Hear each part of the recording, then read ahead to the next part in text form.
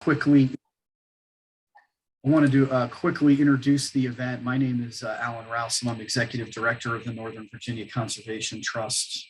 We are based in Annandale and have an 8-person staff that is working to permanently protect land throughout Northern Virginia. And over the last 30 years, we've protected over 8,500 acres of our region and counting. And the more we do this work, the more important we see, and as we talk to landowners in our region, how important tree health and tree canopy really is. And we know that it's a really hot button issue, and we're excited to bring to you another edition of our Changemakers series here today, in which, hopefully we can, really get even further for many people into what are the opportunities and challenges we see in protecting tree canopy in such an urban core, and really, try to get at the many different ways that people are making a difference in protecting trees, because it's really inspiring. And yet we know we have so much more to do.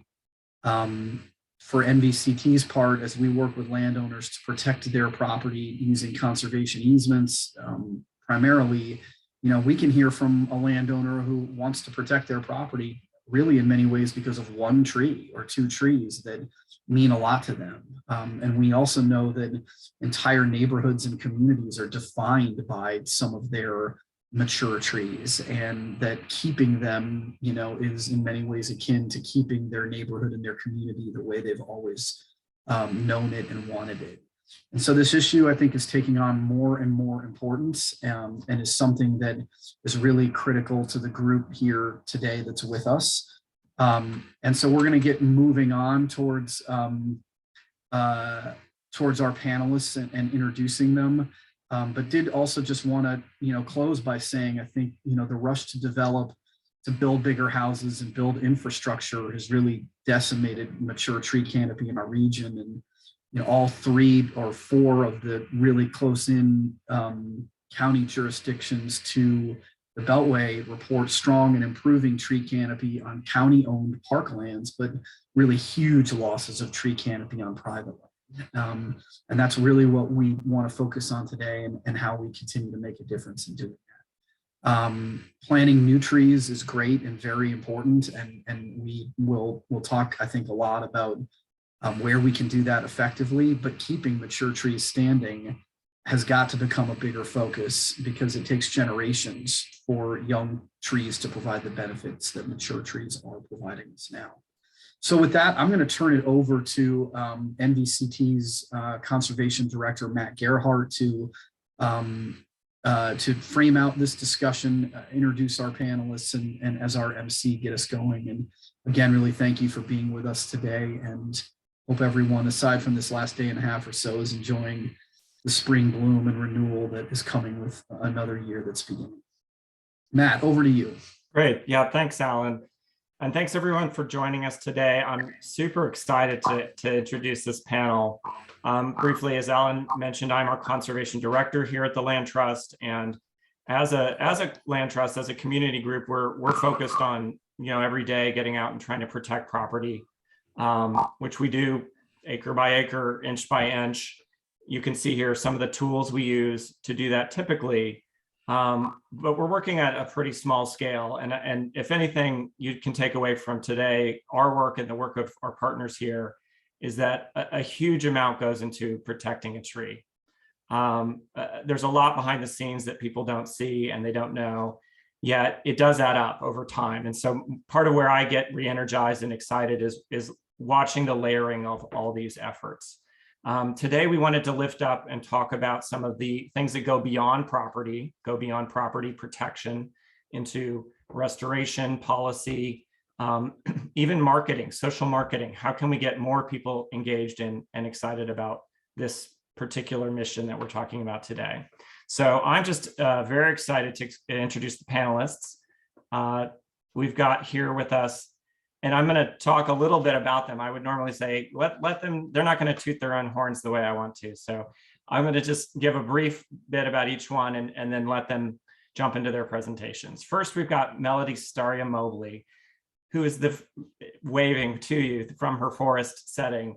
And she is the first Black female to graduate with a degree in forest management from the University of Washington, the first Black female forester in the USDA Forest Service. So Melody has seen this at a national scale for many decades. She worked all across the country before moving to the DC area in the 80s and helped manage state forestry resource plans and watershed restoration here.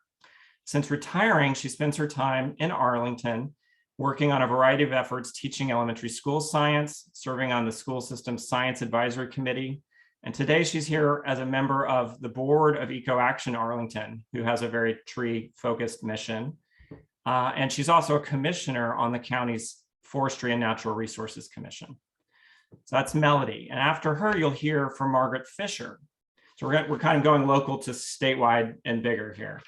Margaret is chair for outreach for the Plant Nova Natives effort, which you may know, many of you know, and if you don't, I hope you will spread the word. This is a joint marketing campaign. These are sprouting up across the state to prevent the decline of native plant communities and to improve the planting of natives in our built and developed environments. She works to encourage residents to plant natives and support the native natural wildlife habitats of our region. And Margaret is one of our NVCT landowners. So we're just excited. She dedicated an easement a little over a year ago and is now part of our network of protected lands. And lastly, we have Ann Jerzyk, who is the Virginia Director of Outreach and Advocacy at the Chesapeake Bay Foundation. Many of us know the Chesapeake Bay Foundation is one of the premier environmental organizations promoting sustainability in the region. And I have a background from other places in the country, and the Chesapeake Bay Foundation is really heralded nationwide as a leader in those efforts. Anne is instrumental in educating and inspiring advocacy for Virginia's rivers, streams, and the Bay, and lobbies to protect Virginia resources, specifically tree policy. So we're going to hear some exciting updates from her. So that's who we have, and we're going to kick it off with Melody. I'm going to ask everyone's questions to the extent you have them as we go. Please just start putting them into the chat. You should be able to access the chat function there. Mary, who's with us, will be helping gather that, and we will do Q&A after we get through the presentations. And looking forward to hearing the discussion. So Melody, kick it off. Yes, thank you so much for that wonderful introduction. I appreciate it so much. And as he said, my name is Melody Staria Mobley. Staria is my Cherokee name. I am a quarter Cherokee, and I wore my Seal of the Cherokee Nation t-shirt for you today. And as we start, I would just ask all of us here locally to think about the fact that we're on what was historically known as the Nacotchtank, Anacostan, Massawamec, Susquehannock, Piscataway, and Pamunkey peoples. These people were forcibly removed from these lands to allow for European settlement. We're not taught that in school. And we need to recognize them as the original and the perpetual stewards of this land that we work with now, who we work with now, to try to make sure that we have adequate conservation. I was a tree hugger from the time I was about 3 years old. This is in Tacoma, Washington. And as Matt said, I was the first African-American woman to graduate in forest management from the University of Washington, Seattle, the first Black female forester in the USDA Forest Service. I had to go to Senator Tim Kaine in order to find out how many Black female foresters the Forest Service has today. 45 years later, there are 6.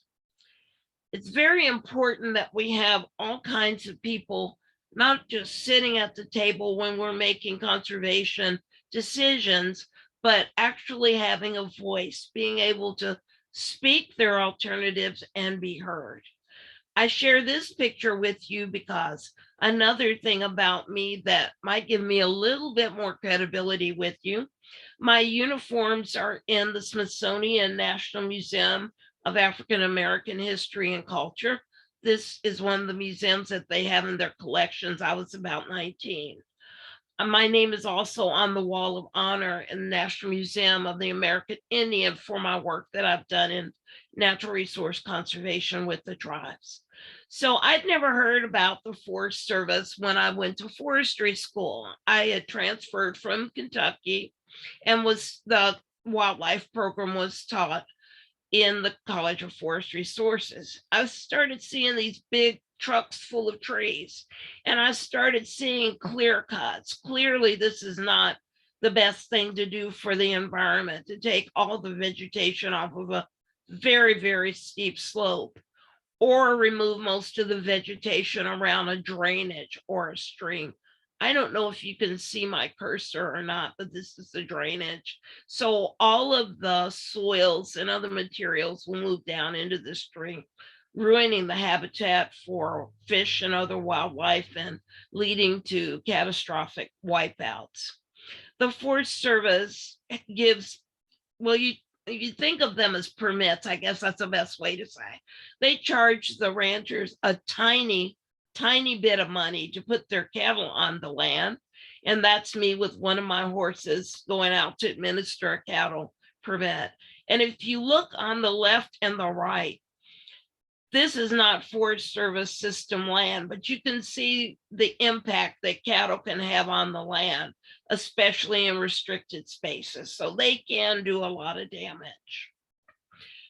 I was fortunate enough to be able to use a helicopter as a tool to look at things on the national forest, particularly if you look behind me, that vegetation that's taller than I am is marijuana. So I would have to go out with an AR-15 semi-automatic rifle to protect myself and others on my team from the detriment of these bad guys, I call them, who would grow dope, marijuana, or have methamphetamine labs on National Forest System lands.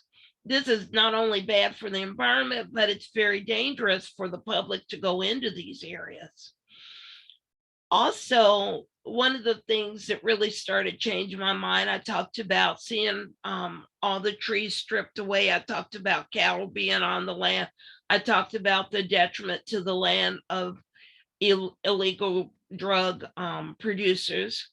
I started seeing how humans were having an impact on species, and we were getting more and more threatened and endangered species for many reasons. On the left, you have the Florida panther or cougar or wildcat, some people call them, all the same cat. They are very shy and need big areas of solid lands without roads and other interruptions to those lands. They are highly, highly endangered right now. I was seeing road kills all over the country when I would be out. And that just broke my heart because I love wildlife so much. So I was seeing all of those detrimental things happening. And that's when I really became a strong environmental conservationist. I worked for the Forest Service for 28 years and then I retired. And as Matt said, I'm now on the Forestry and Natural Resources Commission. Their top priorities are on this very busy slide, but I just want to summarize for you and say that as a commissioner, we're working really hard to get an updated tree canopy survey so we know how much forestry, how much tree coverage we have in Northern Virginia. We're really looking at urban forests and natural spaces to make them usable and available to everyone. We're looking at advocating for and valuing trees and letting the public become educated about why they're important. We're also, as a commission, working to make equity or diversity a top priority, although that's going kind of slow. So after I transitioned from the Forest Service, I started what I'm doing now. I just share with you a little bit about the Forestry and Natural Resources Commission. I also work with Eco Action Arlington, and I'm really proud of them because they do a lot of work to try to protect or increase the tree coverage in natural species in Arlington. And I'm sure we have other nonprofits in other counties in Northern Virginia. I want to talk to you a little bit about the Tree Canopy Fund. I had not heard of EcoAction Arlington 2 years ago, nor did I know about this fund. And it's wonderful. It's a way to increase tree cover. Simple as that, both on individual single family home plots, some rental plots, if we can get the owners to agree, and very important at these places where they have lots and lots of apartments, if we can get trees planted on those areas. It's free to get the trees planted. They're planted by a contractor, and you can see that the next deadline here is scheduled and coming up pretty soon. What did I do? So EcoAction Arlington is also launching what we call a tree canopy equity program that looks at trying to more involve and serve Black, Indigenous, and other people of color. Because the data show that people of color have less trees, and so smaller tree canopy and higher heat islands, more heat islands, and more impacts on air quality and other resources. So we believe it's very important to work with our diverse.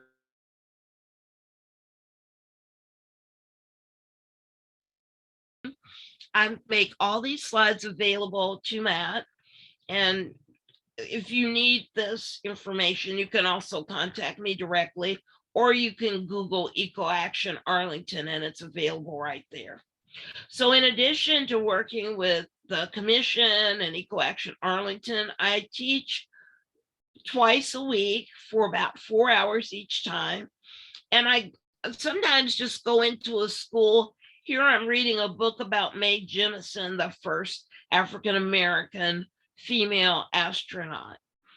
And it's so important to me. My passion now really is reaching children and trying to get them to be passionate about natural resource conservation and protection. This is my direct contact information, my private email, as well as my cell phone number to reach me directly. And if you have any questions, I'll be just pleased to answer them later on in the program. Thank you, Melody. I think so much there. And you've touched on a lot of the sort of what do we see happening in different jurisdictions, different counties with different nonprofits. Your journey itself is remarkable, and I hope we can touch more on that. But to kind of get at that sort of how do we network this process, I want to get to Margaret. Margaret is talking then at a slightly bigger scale, the sort of the region itself, and how do our regions in Virginia talk to one another? So Margaret, take it away. Okay, thank you very much. Can you see my screen? Yes. Yep. Okay, great. All right, so hi everyone. So Northern Virginia Conservation Trust and EcoAction Arlington are both part of the partnership that makes up Plant Nova Natives and Plant Nova Trees. So I really appreciate the opportunity to summarize for you what we've been up to. I'm going to give you a very, very short overview of Plant Nova Natives and how we came to start a regional native tree campaign. Then I'll just mention some of the many ways that you can help out. About a decade ago, leaders from several Northern Virginia organizations got together to start a collective action movement. Gradually, more organizations joined. So now there are over 120 that are participating, a mixture of governmental agencies, nonprofits, and for-profit companies. This is not even counting the many, many homeowners associations, garden clubs, faith communities, et cetera, who participate on a hyper-local level, and the individuals. The concept behind collective action movements is that when separate organizations share similar goals, their effectiveness can be greatly increased if they pick one goal and work together to push a common message. Promoting native plants is a good choice since it is a positive message. And once people understand why native plants are important, hopefully they'll want to adopt other healthy yard practices, such as reducing lawn and avoiding pesticides and invasive plants. The steering committee created the Native Plants for Northern Virginia guide, and which is, by the way, about to come out in its 4th edition, and has been working ever since to promote native plants to the general public. The goal is to actually change the landscaping culture of Northern Virginia so that humans and the natural world can thrive together. This is a huge goal that requires every interested organization and individual in the region to push hard if this is going to happen. Plant Nova Natives is the social marketing arm of all these organizations, at least for this purpose at least, and doesn't do any planting itself. We work together to create resources for those who are doing the work and to recruit and deputize as many people as we can to spread the word. This includes landscape professionals, who after all make most of the planting decisions in Northern Virginia and whose participation is critical to this endeavor. A year ago, we decided to focus attention on native trees, which had the most benefits of any native plant, ones that are easily recognized by the public. As it happened, the Department of Forestry was under a mandate to add 600,000 trees in Northern Virginia by 2025. Maybe we could help our community reach its stormwater and its climate goals while capitalizing on the popularity of trees to draw people into the native plant movement. We therefore started Plant Nova Trees, a 5-year regional campaign to promote both planting and preservation. This is still a social marketing campaign. We are not ourselves doing any tree planting as a social marketing organization. We created a companion website and launched the campaign by inviting the partners and community associations and faith communities to put on tree-related events this past fall. Over 60 organizations responded with 100 or so events. Since most people probably can't name even one native tree, we are making it easy for them by putting special hang tags on the native trees at 23 conventional garden centers.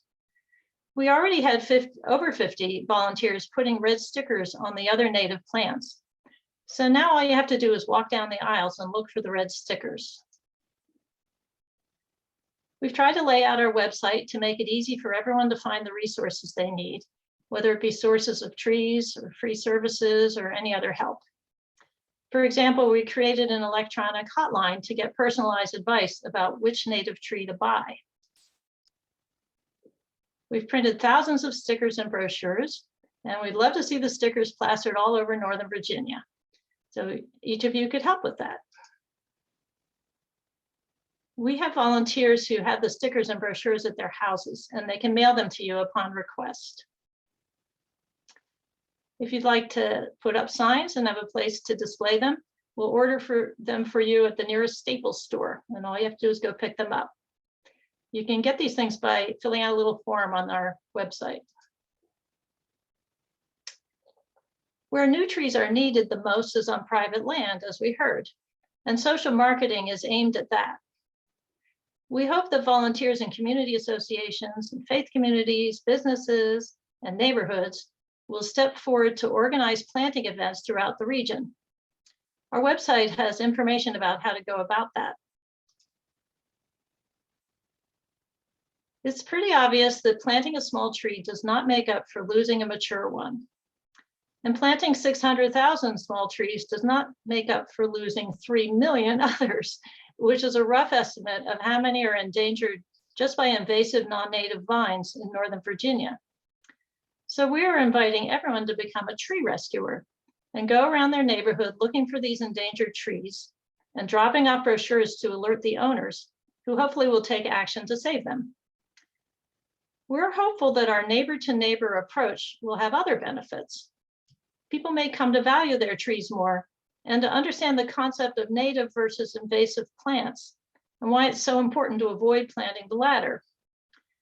But also counting the trees at risk on public land, we will be able to take those numbers to the responsible governments and urge them to make a plan to save them. I very much hope each of you will sign up to be a tree rescuer and to distribute brochures in your own neighborhood or to count trees in your nearby parks. It's going to take a whole lot of people to get the job done, and it's pretty fun to do.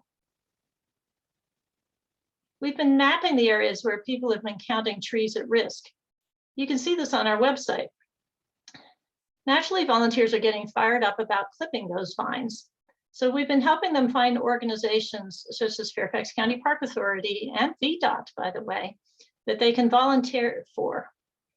We're asking people to report back when they've rescued a tree from vines or any other threat. But volunteerism is not going to save most of the trees on public land, including VDOT. We hope that by bringing a lot of attention to this issue, the jurisdictions and the agencies involved will be inspired to make the needed investments to preserve their natural capital. In general, we hope to help the community as a whole appreciate the numerous benefits of native trees. A social marketing campaign can only accomplish so much. Ultimately, government action will be needed for our society to take the many other actions that are needed to save the trees and the rest of our local ecosystem. Thank you very much. Great, thank you, Margaret. And so, yeah, one of the things that's been so exciting for NVCT with this effort are actually just that the branding, the materials, the availability of these things, the fact that people can talk about it in the same way, and something Margaret didn't touch on as much, which is the convening that often happens around particular issues that do get into policy. So I'll hand it over to Anne, who that's what she lives and breathes, is policy statewide and Chesapeake Bay-wide. Thank you so much. Hold on while I bring up my notes very quickly. So I think you can see my screen, right? Thumbs up. Okay, great. All right, guys. I will say I've loved the discussion so far, because it's always wonderful to hear how other people are working to preserve tree canopy. Some people may ask, well, why is the Chesapeake Bay Foundation involved in preserving and expanding tree canopy? And we look at it largely from a water quality perspective. You know, we can absolutely slow climate change and capture carbon. It'll reduce recurrent flooding. We're working in Richmond to reduce the heat island impacts.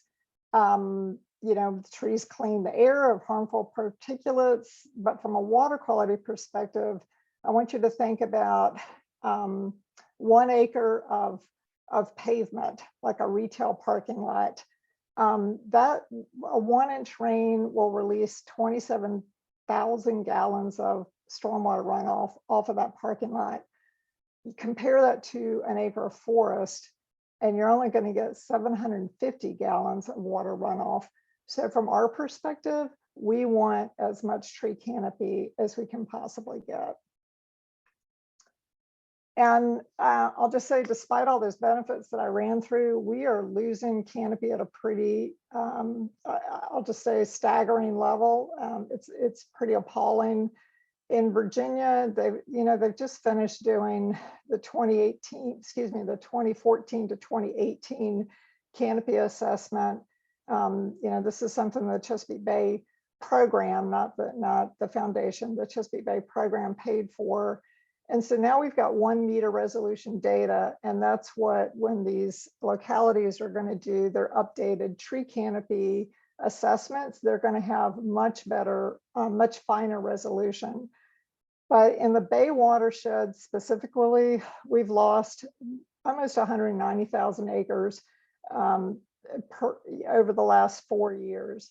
So again, that's the 2014 to 2018 period. I shouldn't say last 4 years.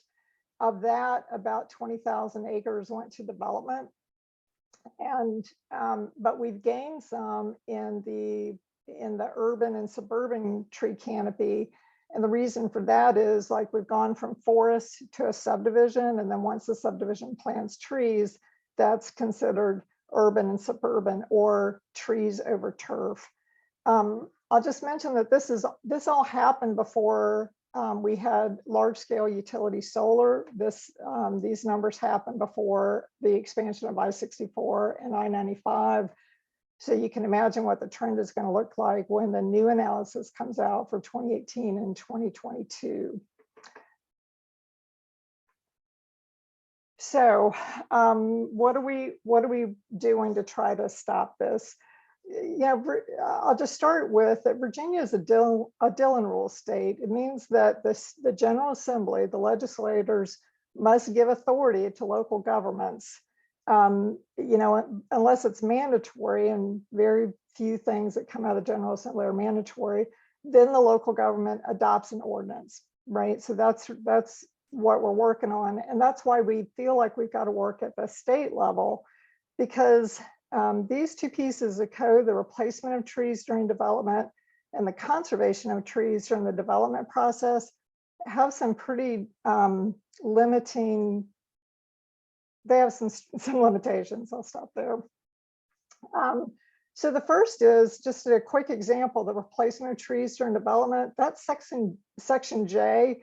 It basically says that if a local developer is, maybe they've come in and they've cleared an acre of forest to make room for a McMansion, they're only required at the end of when they are finished and to get the, the occupancy permit, they have to replace in a residential setting only 30% of that canopy, but that's measured over 20 years. That's a long time. So the net impact of that, and this is what you see, as you drive into developing suburban areas, the practical impact is you will see one red maple that over 20 years, it'll grow to cover 30% of that parcel. But that's why you see just that one lonely tree in the front yard of those new subdivisions. And the tree canopy requirement is even lower depending on what the zoning is. If it's zoned business or commercial or industrial, then the percentage is only 10%. So you can see, localities want development, but as that happens, we've got to figure out a better way to increase our canopy.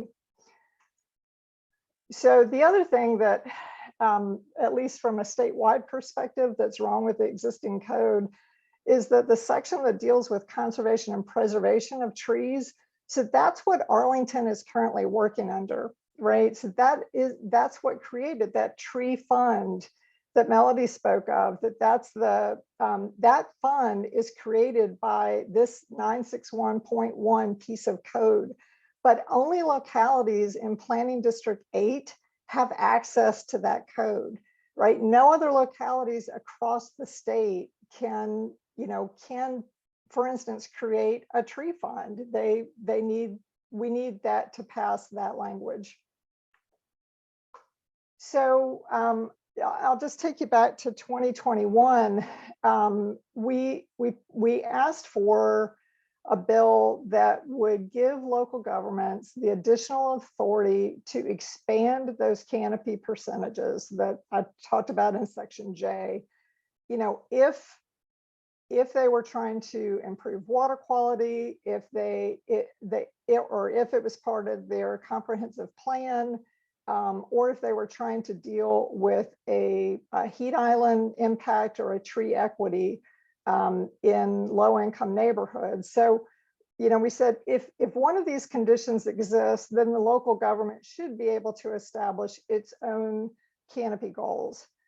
Well, what happened, again, this is last year, not the General Assembly, it just happened.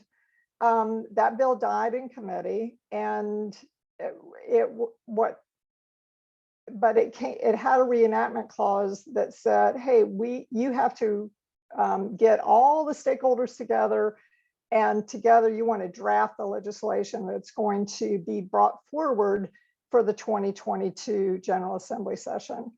And just a reminder that when you have a stakeholder group, that tiny bullet at the bottom of the slide that says consensus, that means that I probably don't get everything that I want as a conservation person, but I also have to appease the Home Builders Association, the commercial builders, the utility solar industry, agriculture and forestry, as well as, and the local governments. They were all sitting on the stakeholder group, and we've got to find a way that all those players are happy with the bill that comes out. So then this year, and this is the one that just ended a couple weeks ago, we did bring a bill forward that was a consensus bill. I'll just say it didn't do a tremendous amount from a preservation perspective. It did add conservation language replacement language. It did make that statewide. So you could look at that piece of code and go, well, okay, there was some benefit there. But the true benefit to me was really in the 0.4 section. And that was the section of code that said that we could establish tree funds and tree banks so that if the developer couldn't meet if they couldn't meet the replacement percentages on the parcel they were developing, then they could purchase land or purchase credits from a tree bank or pay money into a tree fund, similar to what Arlington is working on. But that 0.4 section of code did not pass. It was pulled out of the bill. So now there's yet another reenactment clause. It's coming back next year. And the stakeholder group was expanded greatly. I guess that's a good thing. But the overall impact of this will be, guys, you're going to be hearing from me even more about trees in 2023. So I'll just say, where do we go from here? We can't get statewide tree legislation passed unless all localities have an understanding of the importance of trees. And that really starts at the local level, at the city council level, at the board of supervisors level. And they should generally start working on their legislative agenda, usually in a July, August timeframe. Ask them to include additional authority for their locality to preserve and manage their tree programs. That should be part of their legislative agenda. If you're in Senator Marston or Delegate Bulliva's district, pretty please thank them for their work. And just a reminder that the budget is not done yet. Some of you might be in Senator Howell's district since she's up in Fairfax County. She chairs the Senate Finance Committee, and they're going to be coming back, I think April 4th, but they're going to be coming back in special session to finish up the budget. There was $3 million set aside in the urban forestry bucket in this year's, and it was the first time ever that was funded at a line item level in Department of Forestry. And then there's $4 million in the Trees for Clean Water grants. Those are grants that both localities as well as nonprofits and churches apply for those funds, and then they get reimbursed by the Department of Forestry. If those dollars are important to you or to your nonprofit or to your community, I would strongly encourage you to send a note to the folks that sit on Senate Finance and say, we really need this funding. So that's all I've got. I'll just say there is a statewide tree coalition. I put my email address here at the top, and I'm happy to answer any questions. So thanks, guys. Great, thank you, Anne. That is like that's a taster of what it takes, right? This is so much work going on at so many different levels, and what we want to do we're ready for questions, Q&A. What we want to do in this piece is get at some of the nuance there and some of the interconnections between that. So for folks who are listening in, feel free, we've got a couple questions here already. Feel free to start putting more into the Q&A function actually, or the chat. And a couple right quick actually for you, Anne, just that are relevant, I think, are, since you're looking at the state as a whole, is there eco action in Richmond? Is there Plant Nova natives in Richmond? Like, how does Northern Virginia compare to some of the other parts of the state and what's available? Yeah, great question. I guess I should have said at the outset that I'm a certified arborist. I'm also a Chesapeake Bay landscape professional, level 2 certified. I do a lot of stormwater work, but I'm the project manager for the Greening Southside grant in Richmond, where we're working specifically on tree equity and heat island areas. And no, there are neither of those. The code that I just referenced, that about tree fund, right, that is not statewide, that's why. In other words, that, remember in the slide that said Planning District 8, and it's got those Northern Virginia localities were listed, that's not available outside of Planning District 8. So that tree fund is not available. The Okay. Eco Action Arlington, relationship. And just through is, can you give contact information for the statewide coalition? I think that's Anne. Yeah, yes and no. I mean, Okay. if you're a member of a Virginia Conservation Network, if you're a partner with them, then I'd send it to Pat Calvert at vcnva.org. Pat manages that listserv, but if you're an individual and you're interested in participating in sort of like the lobbying efforts to get additional tree canopy statewide, then absolutely shoot me an email. Great. Okay.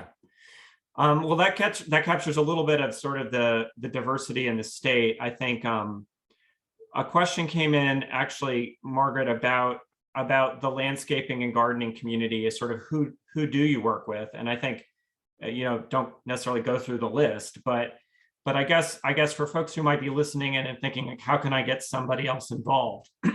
who has been responding well and who is still needing to get engaged? And I'm sorry, you're still on mute. There are currently 23 garden centers where we have volunteers putting on the tags, and they've been extremely welcoming. That includes the multiple centers for Merrifield and Meadows Farms and a bunch of individual nurseries. There are just a few independent nurseries that we haven't signed up yet, and we'd love to sign them up. For sure, who we haven't been reaching is the big box stores, which is a really major supplier of plants. And we would like to do that. We just need a person or two who's willing to do the work to make that contact. As for landscape designers, we if they have a special interest or an experience in native plants, we list them on our website, and we have been watching that list gradually grow. There are several native plant only nurseries in Northern Virginia. So, and we do a conference specifically for the professionals once a year to help them, get up to speed on this.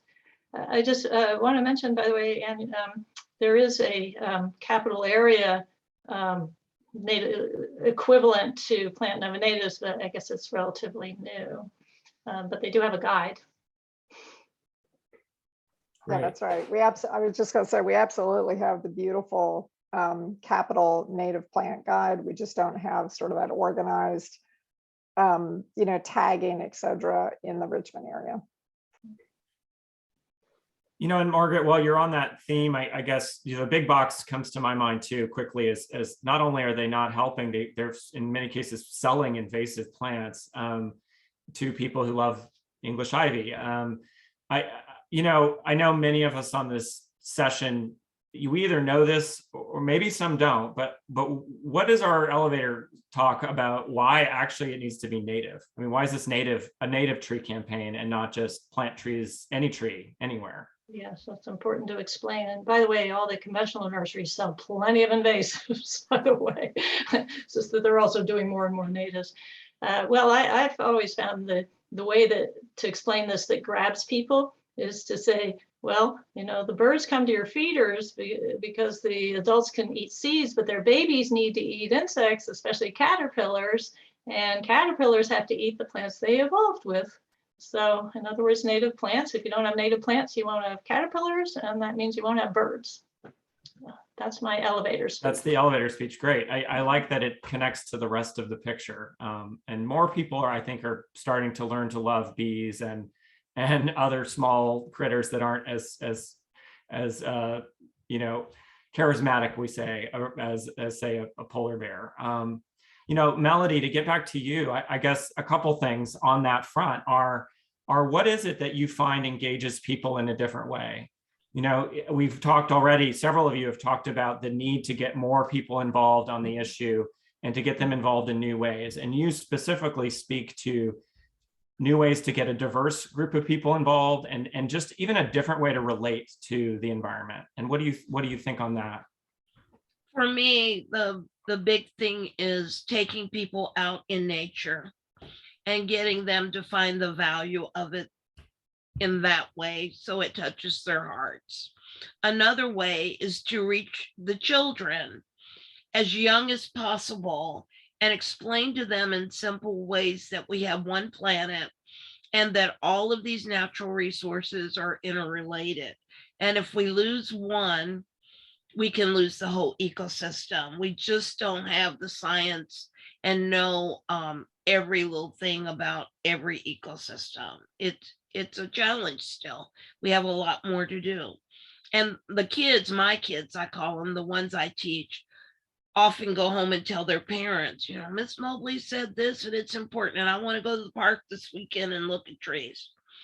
Also, we have to explain to adults just what we were talking about. And Margaret, I really appreciate what you said. The interrelationship between the plants and the animals and the whole ecosystem. Very important to do that. And I guess I'll just stop there. I think that's enough. I could go on for about 2 days talking about that. Well, what about the people that are out in nature and that need to be seen in nature? I mean, you've been a woman who has been not what people expect to see in nature for many years. Completely. How do we change that, or what do you see the value in changing that as? Again, we need to reach the children young, talk to Black and brown kids especially, and let them know that this is even an option for them to work in nature and some of the opportunities that they can have. Once we get people hired saying, yes, this is what I want to do, and they have some mentors and support through college, when we get folks out there in these agencies and organizations, we need to support them and value their opinions. Many, many times I could say something, and then, as everybody's heard, a white male could say something and he would be heard and I would not. It was really tough. Something that you may not think about, and it's a little tough to talk about, but we need it, is we have to provide for the safety of these folks that don't look like white males. I was stationed in many towns with just 100 people. It was very, very difficult. I was physically assaulted 3 times. I had the N word used in front of me many, many times. And it's about having support and your colleagues building up your credibility with others. One night in Darrington, Washington, I had to be walked around the town with a woman who lived there, a white woman, so that they wouldn't beat me up and possibly lynch me, because it was a reforestation workshop and it had been on the radio 2 days prior to that no N-words were going to spend the night in their town. And this was in 1979. So that's not that long ago. And unfortunately, it's still happening today. You hear about people working in fire in natural resources. And we know fire is a normal part of the ecosystem in many places. And the women, especially white women, because we don't have many women of color working in fire yet, are being harassed in terrible ways. So we have to provide mentors and support. We have to let people know that these opportunities are available and why they're important. And we need to allow everybody the same opportunities to advance to leadership levels so that we can get a very diverse group of alternatives and opinions to make the best decisions about natural resource conservation that we can. Thank you. Thanks so much. I think that's so critical, and it speaks to the way that we truly do engage everyone in the effort. A couple of the questions that are coming in are actually related to sort of, if we have the troops, right, what do we do and where? What about, and I'm going to let any of you respond on these. I think, what options exist to plant trees in rights of way? What about other parts of underrepresented communities that are sort of off limits, in traditional senses? They're unused spaces. What about working with HOAs? And I know several of you have worked with HOAs. Could any of you speak to those challenges or just opportunities? I'd be happy to start. Eco Action Arlington does a lot with HOAs and individuals of color and communities of color and churches and just anyone that you wouldn't normally think of as being involved in conservation and tree planting. So that's very important to have that direct contact. It does help, frankly, to see a person of color go into a community of color, to see someone who looks like you, if they're making a difference and feel it's important, it's easier for others to relate to that person. And I'll just stop there for the other speakers to jump on. Maybe Margaret, I know you guys have tried to target HOAs. Yeah, actually quite successfully in many cases. There were many people who were working with their HOAs on these issues. It's just that there's a lot of other HOAs that have not yet gotten involved. So yeah, HOAs present tremendous opportunities both on their common land and also to encourage their residents. Someone asked about schools. The Fairfax County does have a program where they're working to increase the number of trees in schools as fast as their staff allow. So the county itself wants to do that, unfortunately. As for easements, it's difficult as far as planting goes. VDOT, unlike other states where obviously there are a lot of street trees, VDOT does not permit planting in its right of way. They say because if a car goes off the road, they want it to be able to safely get back on the road, which is understandable. I'm just not quite sure why that would be true in Virginia and not, DC. But anyway, so there's limitation, and other things like where there are electric lines, there are very obvious rules about how tall things can be near electric lines. So that's mostly in those areas, it's a matter of either planting lower things or trying to preserve what is there already, because, just beyond the 18 feet mow line for VDOT, there are an awful lot of trees that are being lost for a variety of reasons, like they cut them down or they have vines on them. Yeah, I think we see that a lot. And a lot of spaces that are left over are inherently challenging places. They're there for a reason, and it's sometimes neglect and sometimes complexity of the land ownership.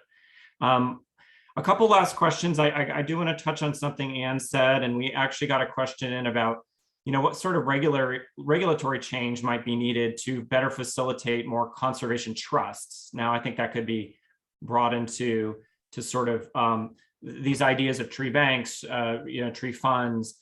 From the land trust perspective, I'd say we have a very healthy ecosystem of land trusts throughout the state. Many of us do work directly on tree work.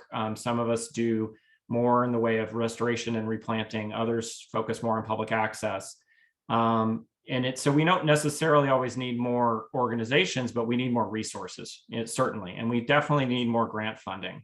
Several other bills that we're running this year look to provide better and more tree-related funding on the general conservation context. And specifically, people are starting to look into funds that could relate more to urban tree canopy, urban conservation issues, because they don't always score as well, from a statewide perspective. So I guess, Anne, I thought, are there any specific other tools that you guys are working on or that you can think of around things we don't currently have that we ought to work on? I'll tell you, I appreciate the fact that you guys are able to put land in conservation. And I think that that's probably one of the most important things that we can do in urban settings, particularly with what's happening in urban areas with redevelopment. As Alan said at the top of the meeting, we can't replace those 100-year-old, 150-year-old trees, right? That mature canopy, it's not going to be in my lifetime. And setting aside that land as a tree bank You know, you can do that in Arlington, but boy, it sure would be nice to be able to set that up statewide. And currently that is not allowed by our state code. You know, the other thing I think is that we tried very hard to get language that said that a site plan had to be sent in early, that identified the natural resources that the developer wanted to keep. In other words, if you had some really amazing trees on that property, then you would, you know, set up your fence line to protect them so that they weren't harmed during construction. That language also didn't make it in the final bill. And again, we're going to come at it again next year because, again, those mature trees, those are the ones we really want to preserve. But we'd like to see entire stands of forest intact and not just an individual tree. But if we only, but that's better than no trees. Let's put it that way.